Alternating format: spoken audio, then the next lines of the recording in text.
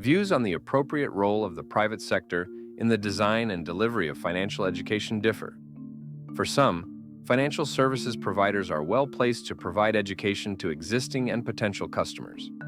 Others take the view that a conflict of interest exists, and so the banking sector's role should be, at most, secondary to national schemes. The World Bank insists that any potential conflict of interest is properly recognized, because financial institutions may encourage policymakers to employ financial education in a manner designed to reduce or limit more effective consumer protection regulations. The OECD and the INFE have issued guidelines for private and not-for-profit stakeholders in financial education. The guidelines are intended for public authorities that want to set a framework and define criteria for the involvement of private and not-for-profit stakeholders in national financial education strategies and programs, and private and not-for-profit stakeholders involved in financial education to develop their own codes of conduct and guide their initiatives. The guidelines cover involvement in the design of the national strategy, involvement in the implementation of the national strategy, including that implemented through ad hoc bodies, public-private partnerships, and/or certification and accreditation systems, provision of financial support through mandatory levies and voluntary contributions in favor of public financial education bodies, strategies, and/or initiatives. The implementation of financial education activities by financial institutions, financial industry associations, NGOs, and other civil society associations with little coordination within a national framework. What do the OECD INFE guidelines say about private sector participation? The involvement of the private sector in financial education can bring benefits that include the contribution of financial resources, specialist and up-to-date knowledge of financial issues, and efficient communication. It is also acknowledged that financial sector stakeholders are well positioned to reach a wide audience, to exploit teachable moments related to key financial decisions, and to combine financial education with financial inclusion efforts. But the involvement of private stakeholders in financial education may result in potential shortcomings, according to OECD and INFE.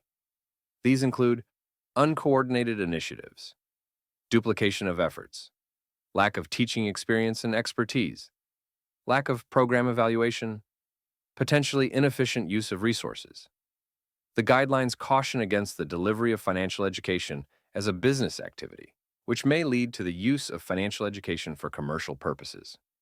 Private organizations are considered more prone than public and not-for-profit ones to target the most profitable and easy-to-reach clients, and to have a preferential focus on short-term views, initiatives, and resources. OECD INFE notes that some population subgroups, partly because of low financial literacy, are particularly vulnerable to financial abuse and may not be able to fully distinguish between commercial and educational purposes. How can private and public actors coordinate financial education without conflicts? The OECD INFE guidelines call for coordination between public and private stakeholders.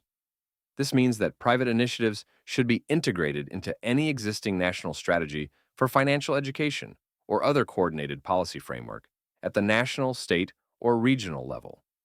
If such a framework does not already exist, then private stakeholders should be encouraged to participate in its development. The guidelines make suggestions for private stakeholders to manage and avoid conflicts of interest. This can be achieved through support for public strategies and initiatives, through financial and in-kind support, but not as a means of direct marketing or advertising. Preferably, the involvement of financial or for-profit institutions, where possible, should take place within the framework of the financial education activities of the relevant national industry association or self-regulatory body, which should also be the promoting entity. Participation should take place through specific codes of conduct. There should also be a clear distinction between commercial and educational activities. The guidelines specify that consumers' interests should be given priority, in particular ensuring that financial providers refrain from using educational initiatives to promote their own products and services, and/or to criticize the products of their competitors. Conflicts of interest of organizations and individuals in carrying out awareness, communication, and financial education activities are disclosed and managed. Educational resources are distinguished from commercial material. There must be strict objectivity. Specifically, The content and format of any material used for financial education training and awareness initiatives that is developed, promoted, or used by private and not-for-profit stakeholders should be balanced, impartial, unbiased, and not linked to commercial priorities. The same applies to physical environments dedicated to financial education delivery, such as learning centers. Any material circulated should not be specific to a given product or provider. Any branding, logo, or reference to a financial institution should be kept to a minimum, with limits agreed in advance and consistent with national circumstances. Staff and representatives of private stakeholders participating in financial education delivery should not engage in marketing activities on behalf of their organization.